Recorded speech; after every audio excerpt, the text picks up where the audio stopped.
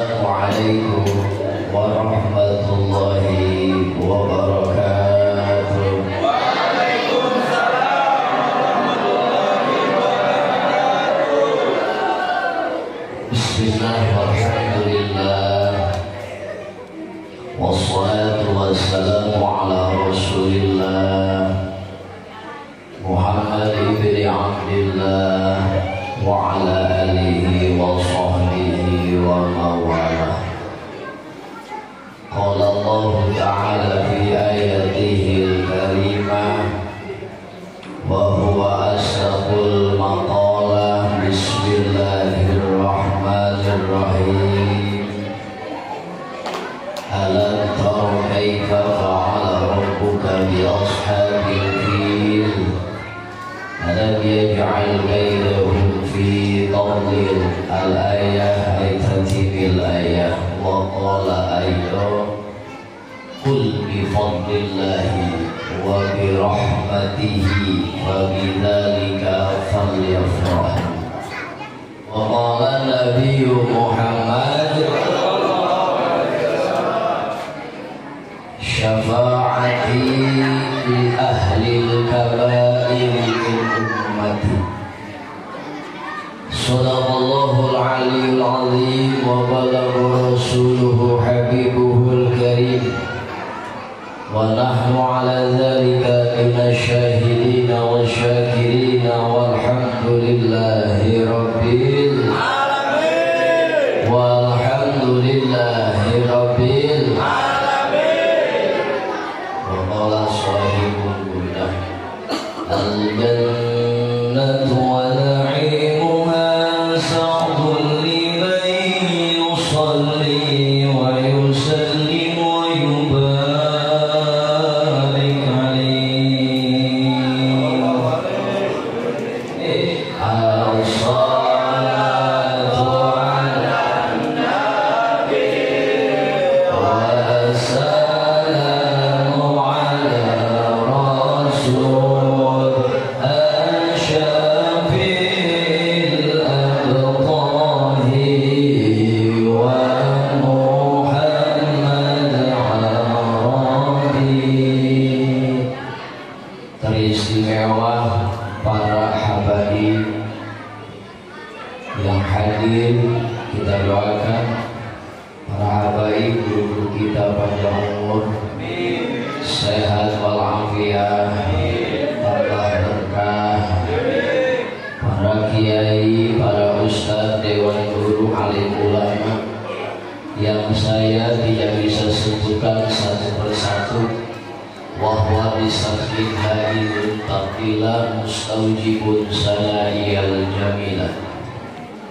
Tak lupa para ibu-ibu, bapak-bapak, tokoh agama, lapisan masyarakat, para aparatur pemerintah, minal a'la ilal adna. Kita doakan seluruh lapisan masyarakat yang hadir dan membantu acara ini, mudah-mudahan Allah tambah berkah dalam kehidupan. Dan kita pun berdoa kepada Allah Subhanahu wa ta'ala, wasilah riungan maulid seperti ini, mudah-mudahan Allah panjangin umur kita, sehat badan kita, sehat rohani kita, menetapkan iman dan Islam kita, dan kita, keluarga kita dijadikan ahli ibadah, dan kita semua meninggal dalam keadaan husnul. Amin ya Allah ya Rabbal. Ibu-ibu, bapak-bapak, as'adakumullah.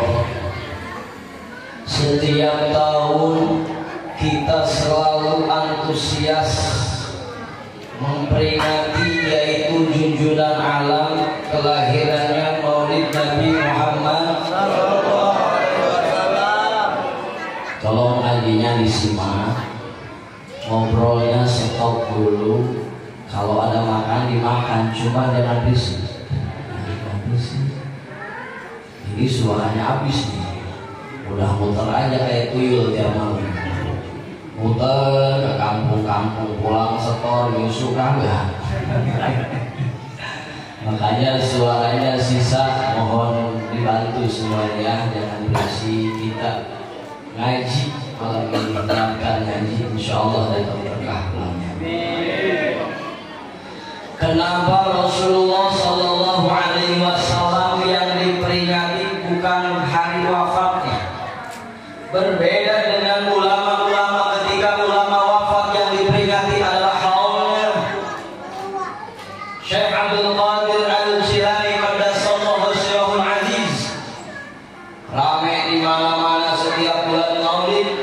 Bahkan Rabiul Tsani mengadakan haul daripada Sultanul Auliya Syekh Abdul Qadir Jailani. Ada haul lagi, haul Imam Syafi'i, ada lagi haul Imam Maliki, ada lagi haul Imam Ghazali. Tapi beda dengan Rasulullah. Kenapa Rasulullah yang dirayakan adalah hari kelahirannya, bukan hari wafatnya?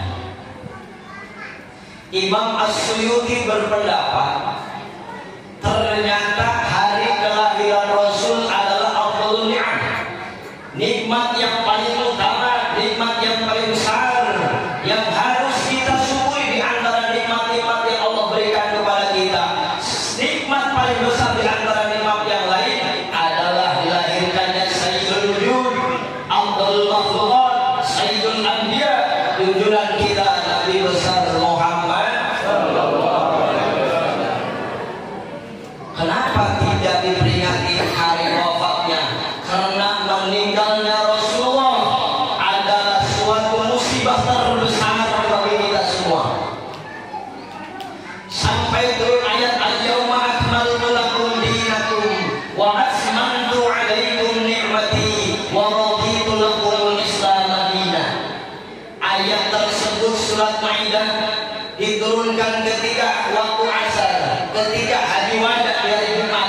Rasul mendapatkan wahyu dari malaikat Jibril, al-yawma akmaltu lakum dinakum wa asmantu alaikum ni'mati wa raditu lakumul Islam dinan, menandakan bahwa Islam telah sempurna, kenikmatannya pun telah sempurna, ajarannya pun telah sempurna. Rasul menyampaikan kepada sahabat-sahabatnya bahwa Islam telah sempurna. Semua senang, alhamdulillah Islam sempurna. Illa Abi Bakar Siddiq radhiyallahu anhu.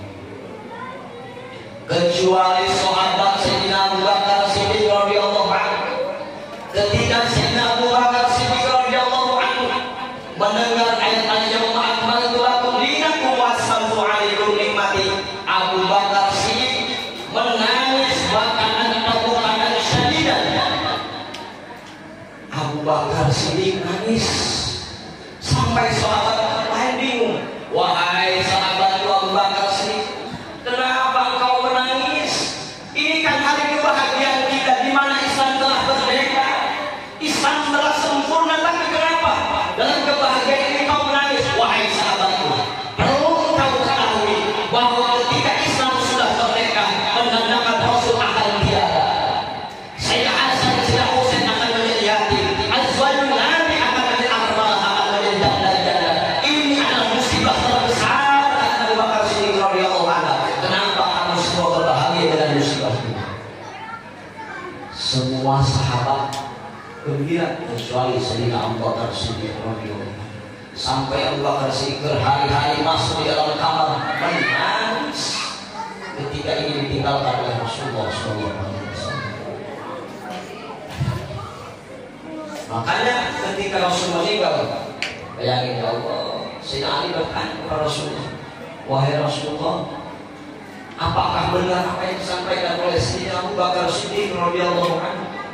Na'am ya Ali, sadaqta, benar Sayyidina Abu Bakar Siddiq radhiyallahu anhu. Kemudian Rasul bersalaman minta maaf kepada sahabatnya. Ketika itu bila bin Allah mengadakan ayat terakhir, Rasul pun memerintah Sayyidina Abu Bakar Siddiq untuk menjadi imamnya. Karena fisiknya yang sudah sudah lemah, sehingga singkat cerita Sayyidul Wujud Nabi Muhammad SAW, Allah mengutus malaikat Israil untuk mencabut nyawanya. Ibu-ibu perhatikan.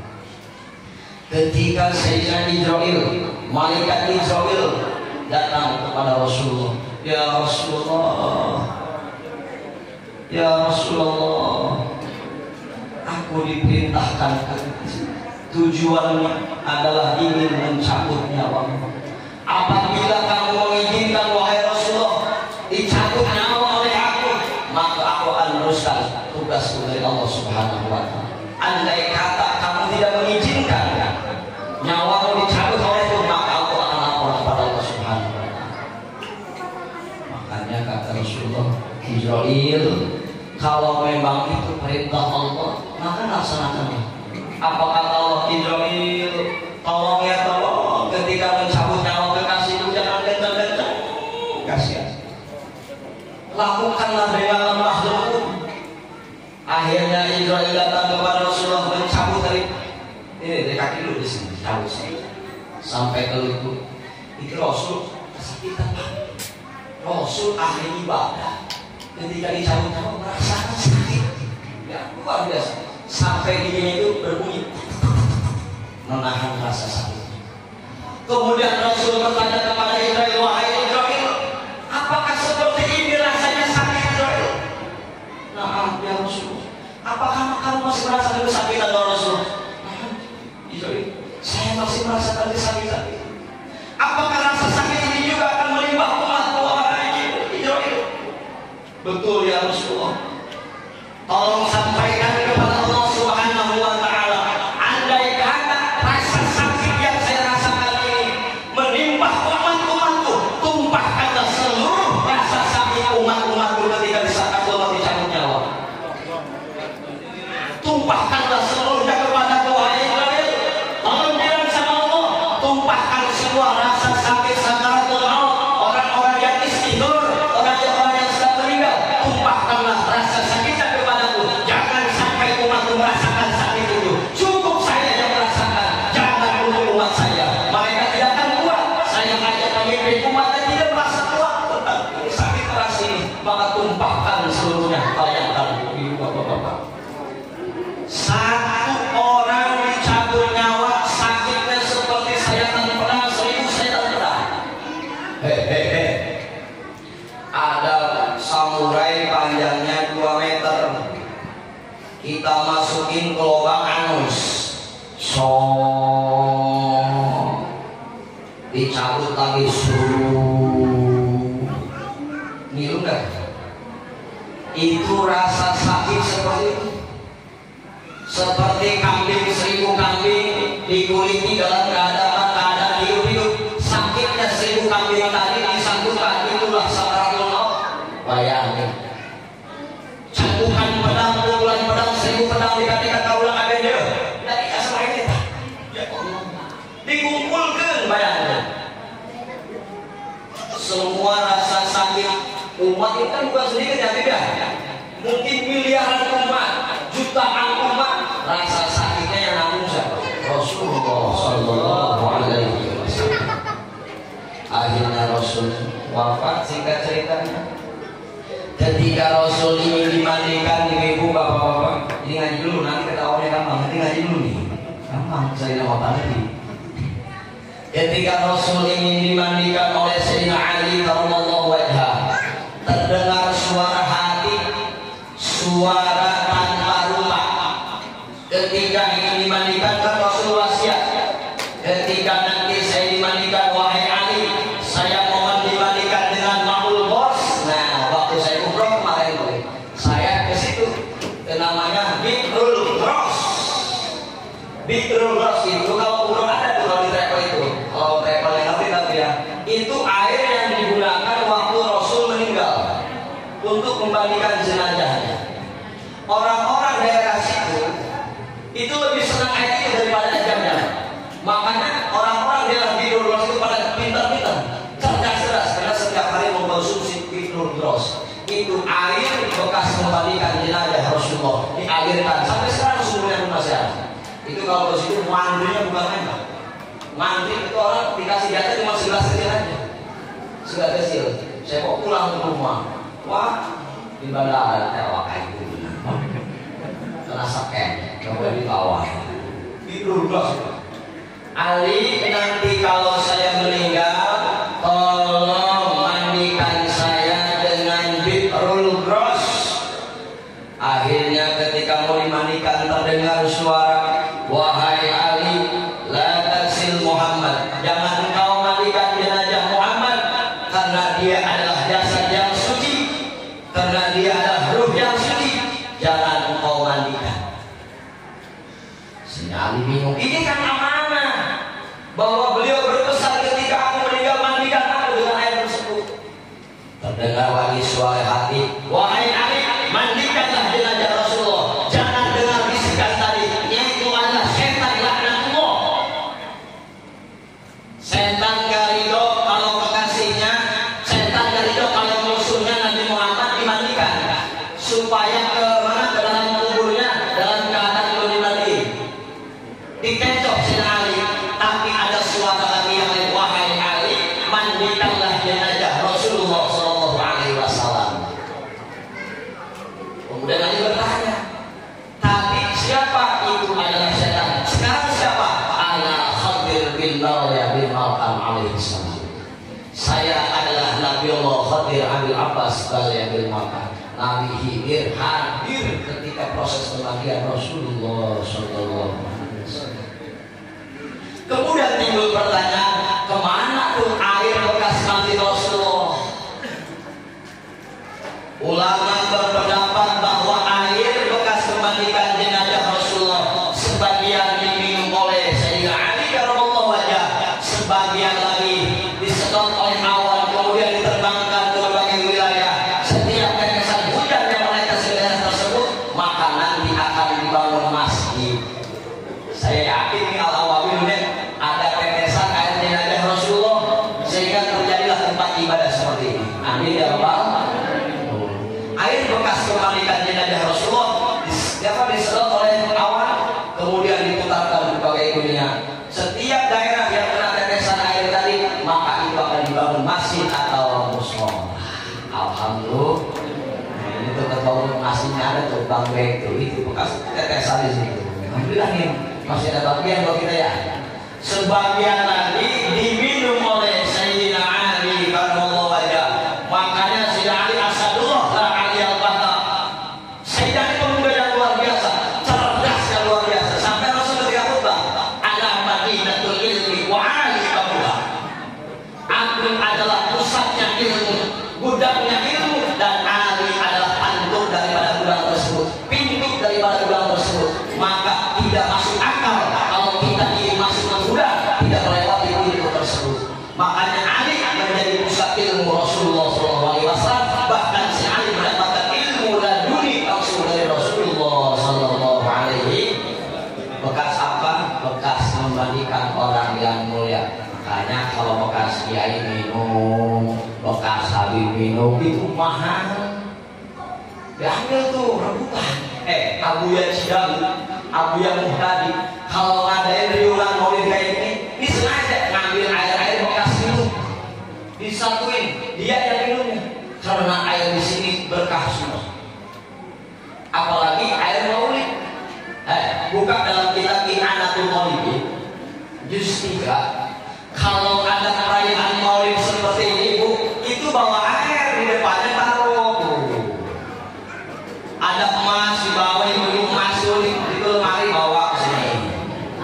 Uang yang di ATM ambil dulu baru pertama taruh di sini. Ini bukan ini asli.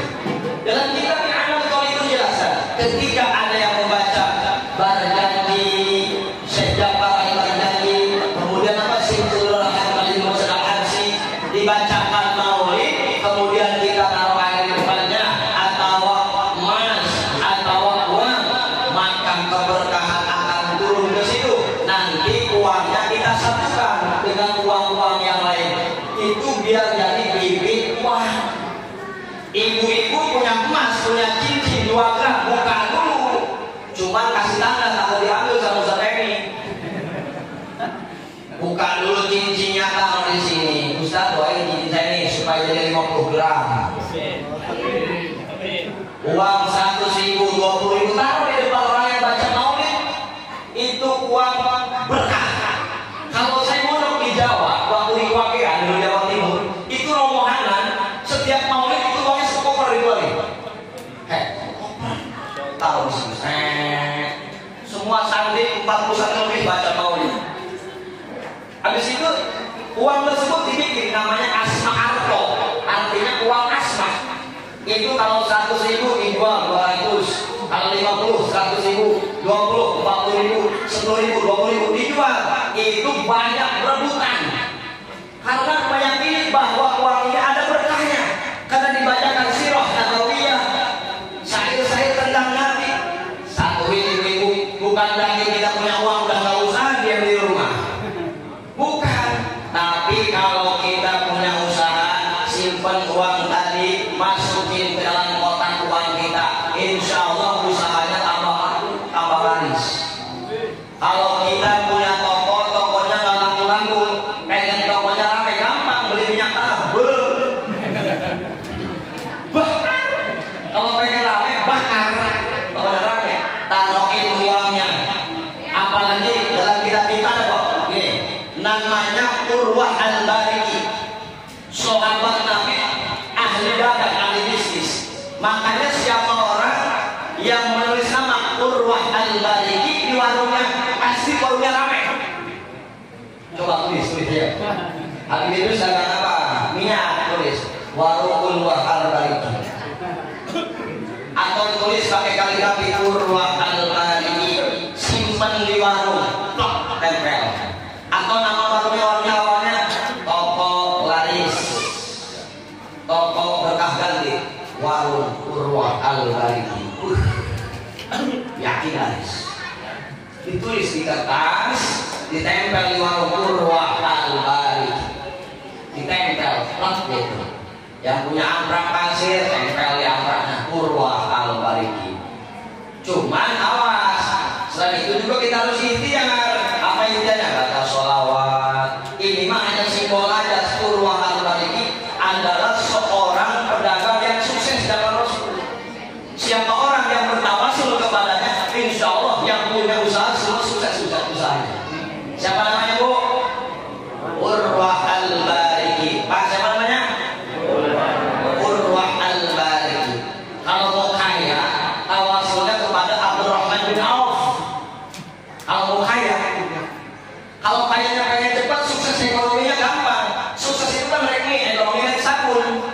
Berarti kalau pengen sukses ekonominya, minum makan mie sama tuh.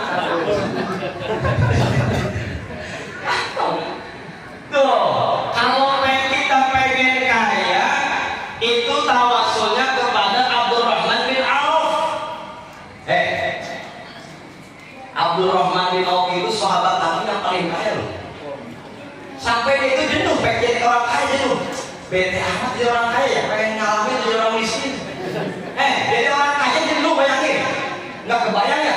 Kita makan miskin pengen kaya. Doanya cuma Allahumma ya Ghani ya Hamid, ya Mubdi'u ya Mu'id ya Rahim ya Wadud, Abnini.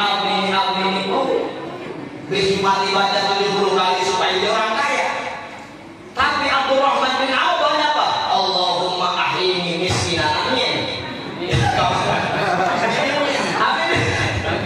Ya Allah, wa amisni miskinan. Ya Allah, hidupkanlah aku dalam keadaan miskin dan wafatkanlah aku dalam keadaan miskin. Mau miskin? Ibu-ibu amit-amit Ustaz, jangan sampai diturun, jangan sampai miskin. Abdurrahman bin Auf, dia pengen jadi orang miskin, bosan jadi orang kaya jenuh. Baiknya tidak pernah dipakai, alpat model kayak gitu pernah dipakai. Baju yang banyak udah semua, tempat hiburan sudah dia penuhi, jenuh. Dia habis dulu dini aja nih. Kapan gua miskinnya? Bosan jadi orang kaya, kayak miskin. Bayangin. Akhirnya ketika terjadi peperangan di kota Mekah waktu itu, perang Tabuk kalau nggak salah, itu orang-orang Mekah tidak fokus dengan pohon-pohon kurmanya, kebun-kebun kurmanya. Fokus perang, kebun kurma nggak terus. Akhirnya kurma gagal panen. Gagal panen. Ketika pulang itu kurma semua ada di bawah, jatuh, berserakan, nggak kurus. Sehingga harga kurma pada hari itu sangat murah. Biasanya kurma harganya 100.000, itu cuma 10.000 1 kilo. Karena kurmanya banyak dan musuh tidak terurus saking sibuknya perang. Wah, sebab Abdurrahman bin Auf waktu itu. Kenapa, Bang? Ini saya pusing. Kenapa? Saya semua gagal panen. Kurma saya hektaran tapi nggak ada yang benar, semuanya harga yang murah. Dibelinya berapa sama orang? 10.000. Saya bayar dengan harga normal. Harga normal selesai bayar semua. Kata Abdurrahman bin Auf, kesempatan saya menjadi orang miskin. Saya akan belanjakan semua uang saya untuk membeli kurma busuk. Bayangin itu, Pak. Kurma busuk buat apa itu nggak enak.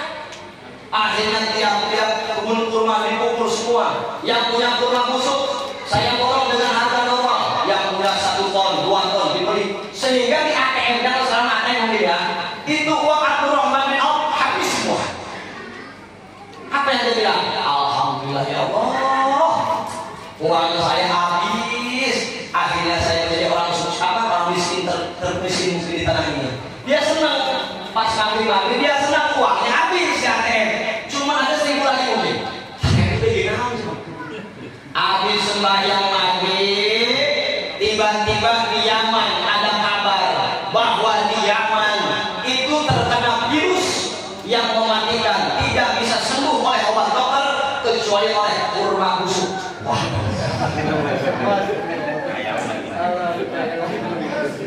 Semua orang Yaman mencari siapa yang punya kurma busuk. Atau tolong lagi ini dan kalau subhanallah. Niko, salam. Kang Roman sehat. Katanya bos kurma busuk ya. Kata siapa dia semua bilang ke saya bahwa kamu bos kurma busuk. Saya beli harganya 1 kilo 500.000. Wow.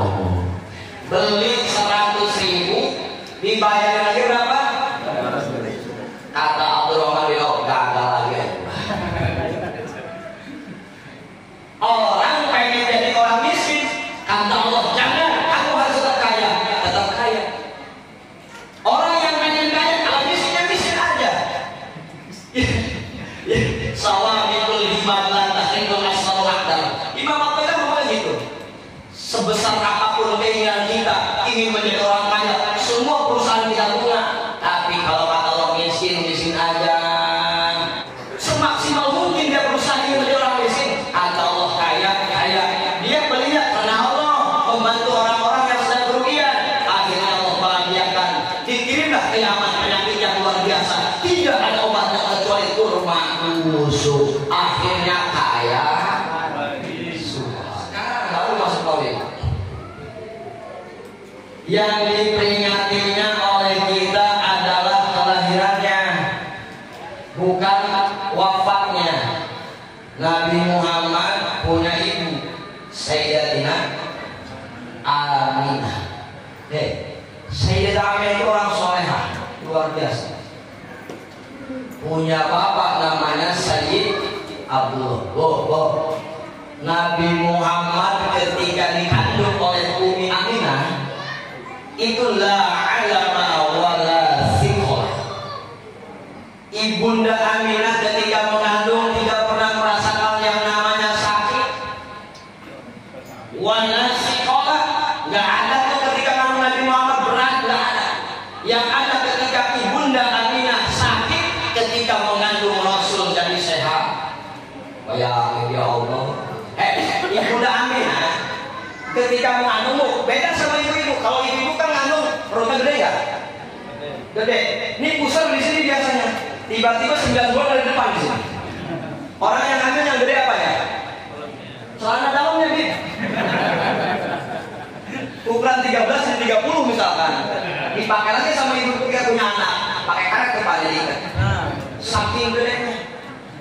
Tapi ketika ibunda Aminah mengandung Rasul,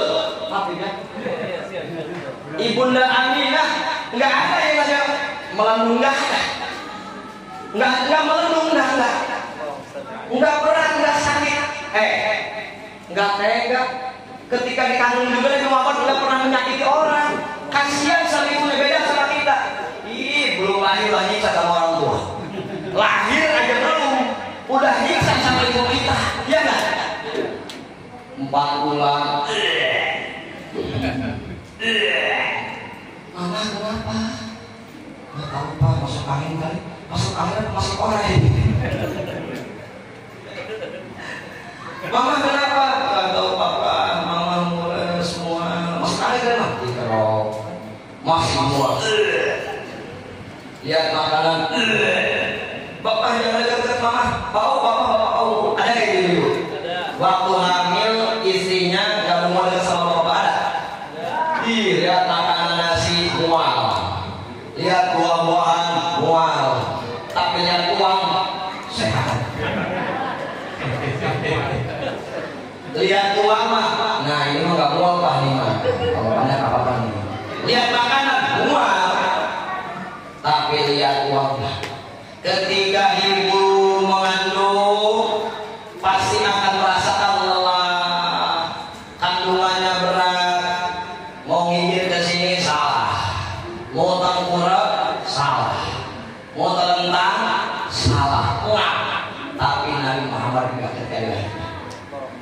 Ibu-ibu ketika lahir, masya Allah itu bayi nyiksa bu. Belum lahir ke dunia udah nyiksa. Mama pengen buah kecapi. Tengah malam pengen buah kecapi. Di mana pohonnya sekarang? Mama pengen makan apa namanya ketombe. Di kampung saya ada Pak. Ini kisahnya ada nih. Istrinya hamil tengah malam nangis. Mama kenapa nangis? Mama pengen makan pais teh kucing. Mama pengen makan pais tai kucing. Kan pepes mah enak ya, pepes kan mas. Ini mah pengen pepes tai kucing. Bayangin itu. Pokoknya bapak harus cariin teh kucing kemana aja. Pepes sama bapak, kasih bawang, kasih cabai, kasih saus. Bayangin bu, suami saking cintanya sama ini kisahnya ada bu, Pak. Ini kisahnya kasih. Orang dekat rumah saya ini, sekampung. Tengah malam nangis pengen pepes tai kucing. Ya Allah ya Rabbi, kebayang ya? Belum lahir bayinya udah nyiksa sama orang tua. Iya enggak? Tapi tidak terjadi pada Sayyidul Wujud Nabi Muhammad SAW. Ibu kalau mengandung melahirkan sakit tak bu? Sakit tak bu? Sakitan mana mengandung melahirkan sama dihitan? Kata ibu melahirkan, kalau memang melahirkan ibu, kenapa ibu melahirkan lagi? Iya usaha melahirkannya sakit tapi prosesnya enak. Tetap yang sakit itu dihitan, iya kan? Buktinya bapak-bapak nggak mau dihitan lagi, menandakan bahwa yang sakit itu dihit. Kata ibu-ibu yang sakit itu melahirkan bohong. Ketika sudah punya anak satu, melahirkan lagi, berarti menandakan bahwa melahirkan tidak sakit. Rasul ketika dilahirkan, mohon maaf, awas, jangan sampai Rasul disamakan dengan kita keluar dari tempat biasa. Rasul bukan keluar di pagi, tapi di atas pagi, di bawah pusar sebelah kiri. Sampai sekarang itu dipakai oleh orang-orang kedokteran yang namanya ses. Rasul di sini ketika lahir Rasul, ya Allah ya Rabbi, tidak ada sedikit pun darah yang menetes. Rasul lahir dalam keadaan sajidan, hamidan, sujud kepada Allah Subhanahu wa taala. Bayi mana yang lahir dalam keadaan sujud sambil membaca Allahu Akbar kabira, walhamdulillahi katsira, wa subhanallahi bukratan wa asila, subhanallah walhamdulillah wa la ilaha illallah wallahu akbar. Bayi mana yang lahir membaca tasbih, bayi mana yang lahir membaca takbir, kecuali Sayyidul Wujud Nabi besar Muhammad. Kita maka lahir di mana bu? Lahir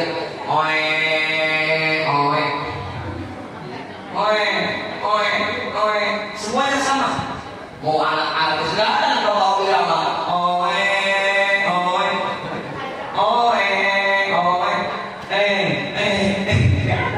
semua nangisnya sama.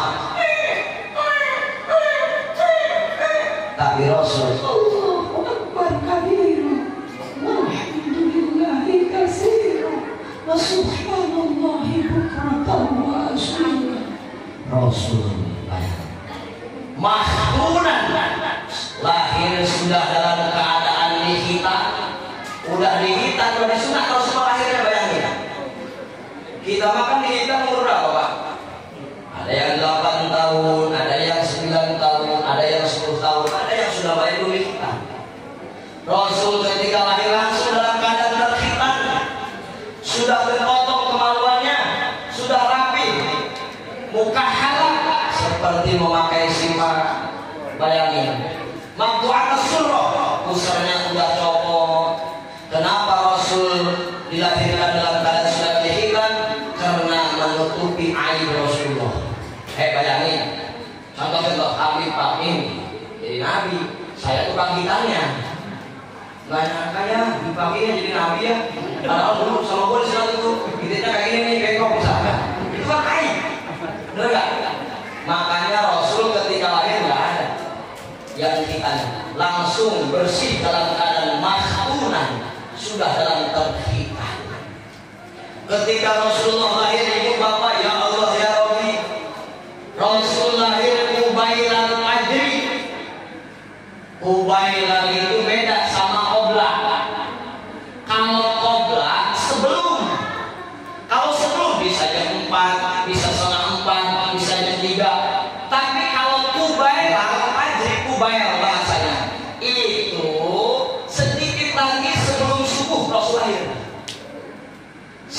sedikit lagi sebelum subuh Rasul lahir sedikit lagi sebelum subuh. Kalau di kita mah tahrim di sini mah ya. Tahrim itu as-salatu wassalamu alaik. Ketika Rasul lahir ya Allah di Mekah tiba-tiba cahayanya jadi terang luar biasa sampai orang-orang di situ menyangka bahwa apakah ini kiamat? Apakah ini kiamat? Bingung semua. Berhala berhancuran. Orang Majusi menyembah api-apinya padam. Bahkan di Yaman ada namanya siapa Raja Abraha membawa pasukan apa? Pasukan gajah mau hancurkan Ka'bah. Tiba-tiba Allah mengutus ababil. Itu terjadi ketika kelahiran Nabi besar Muhammad.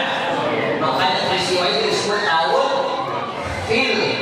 gajah. Karena setelah Rasul lahir, ibu-ibu diangkat derajatnya oleh Allah Subhanahu wa taala. Sebelum Rasul lahir, ibu-ibu hanya pemuas nafsu saja. Jadi sebelum Rasul ada, itu ibu-ibu pelampiasan doang.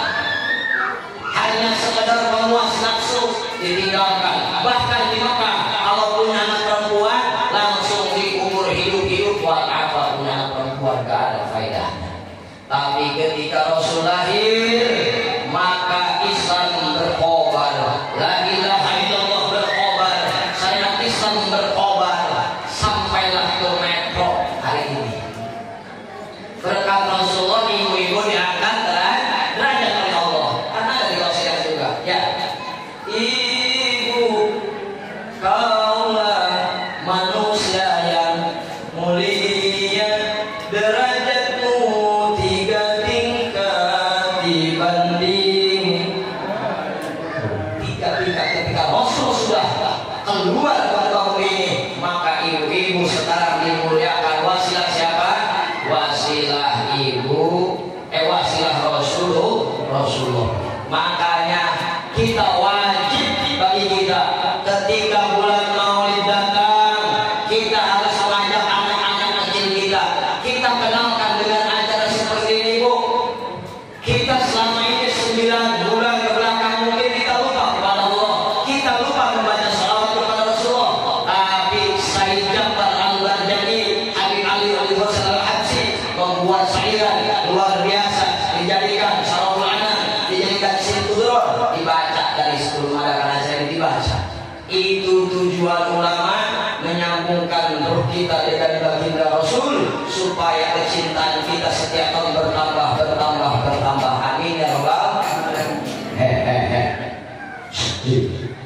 Kalau nggak ada maulid, kita khawatir generasi muda kita ke depan akan jadi apa? Ini anak-anak kita sekarang nih yang di bawah sekarang, alhamdulillah kita kenalkan nanti mungkin 10 tahun ke depan dia akan membuat acara seperti ini. Kata anak-anak nanti nih, hei Besti, kita bikin acara yuk kayak orang tua kita yang dulu di musola ngadain, ada yang ceramah, terus ada yang berdiri katanya pakai hadroh, terus bakar buhur, ada buah-buahan, bikin kayak gitu yuk. Dibikin dari lagi. Tapi kalau dari sekarang anaknya tidak diarahkan kepada acara seperti ini, jangan salahkan bahwa 10 tahun ke depan tidak ada maulid lagi. Sekarang anak-anak sibuk dengan HP-nya masing-masing, sibuk dengan apa? Kegiatan main HP. Bapaknya solo, ibunya TikTok, anaknya legend, anaknya main ML, kakeknya muter aja jadi hotspot. Kalau kita nggak pintar-pintar cari waktu buat anak, maka 24 jam waktu anak kita akan habis dengan HP. Sifat wajib Rasul berapa? Mamanya nih, Mak. Sifat wajib Rasul berapa? Mustahilnya, jaiznya 1. Wajib Rasul 1. Sifat wajib Rasul 1, 2, 3, 4. Ibu-ibu langsung buka HP search Google. Ketahuan pusing ya. Sifat mustahil Rasul 1. Hah? Apa?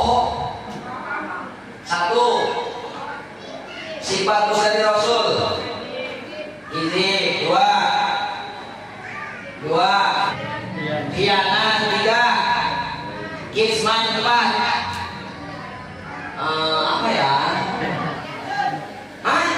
Jahul.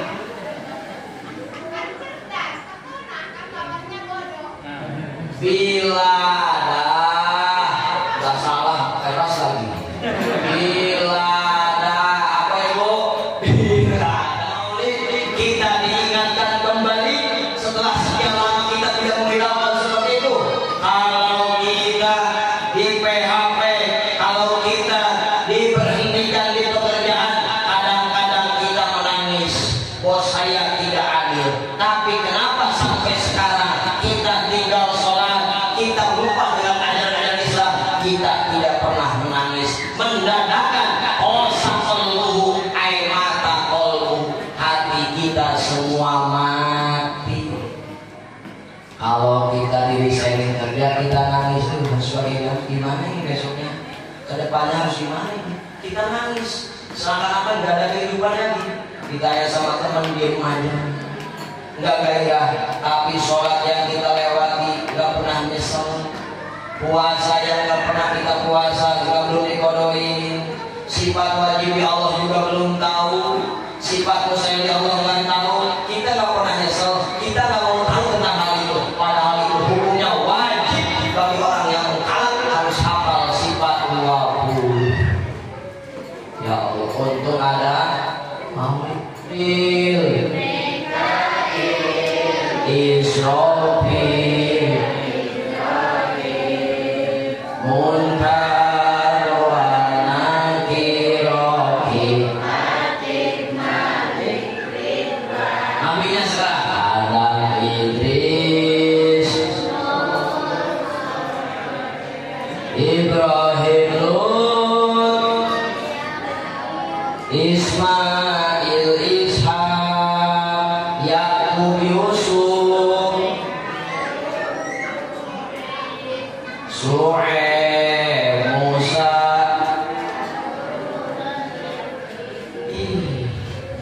Su'aib Musa Harun Daud Sulaiman Ilyas Yunus Zakaria, yang terakhir Muhammad Sallallahu Wasallam. Bapak-bapak cuma wasallam doang ya? Berarti masih banyak ya PR kita ya. Ibu-ibu PR kita berarti masih banyak yang harus kita hafal. Itu yang wajib-wajib kita ketahui, kita belum hafal. Bagaimana kesannya menghafalkan nasab Rasulullah sampai Nabi Adam alaihissalam?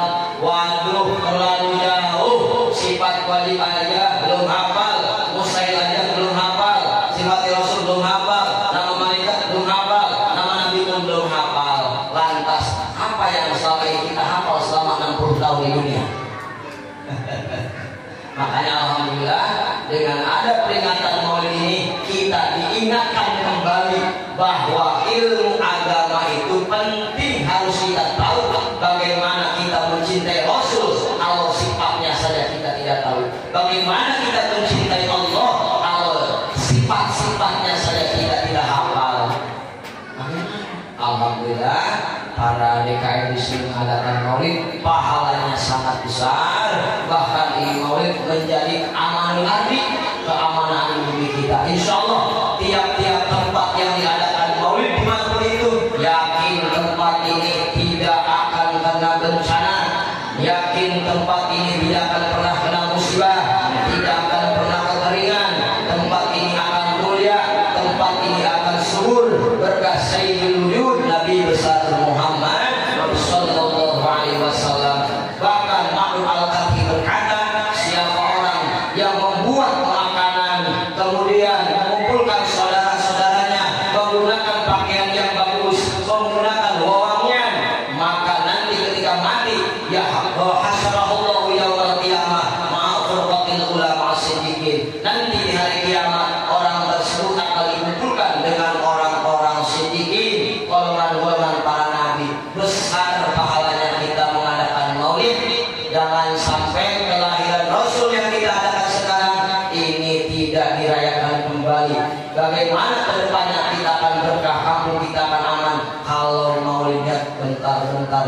dan yang lain jangan. Terus kita ada ini, kalau ada yang ngebidahin maulid, kenapa dia ulang tahun anak habis-habisan? Ulang tahun anak aja jutaan habisnya, masa buat maulid gak mau mencurahkan hartanya buat Rasul. Makanya kalau maulid harusnya kuahnya yang banyak, bikin makanan yang banyak, yang bagus-bagus, suguhkan untuk orang-orang yang membaca maulid. Karena ketika membaca maulid, Rasul hadir, Rasul ada. Ketika bulan maulid, nur Rasulullah muter terus di kampung-kampung kita. Karena setiap kampung setiap dibacakan ya Nabi salam alaika anta syamsun anta badrun, maka nur Muhammad setiap hari keliling terus di kampung-kampung kita. Alhamdulillah. Makanya kalau ada maulid harus antusias. Kita meriahkan maulid itu, meriahkan seperti kita memeriahkan ulang tahun anak. Masa ulang tahun anak habis 5 juta, maulid kita selesai itu entar aja Ustaz, belum ada uangnya.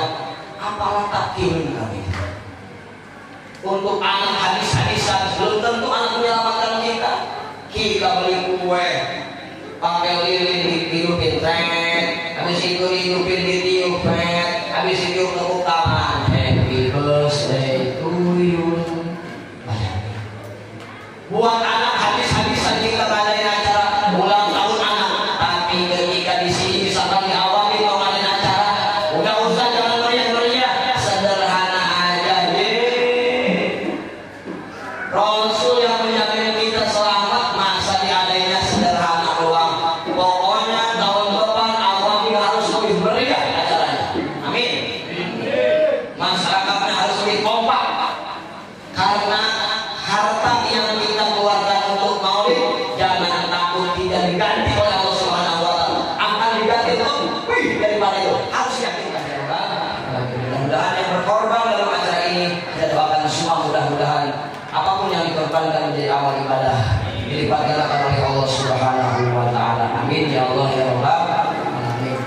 Hari Jumat malam Sabtu maulid akbar 24 Oktober ya, itu di pesantren saya.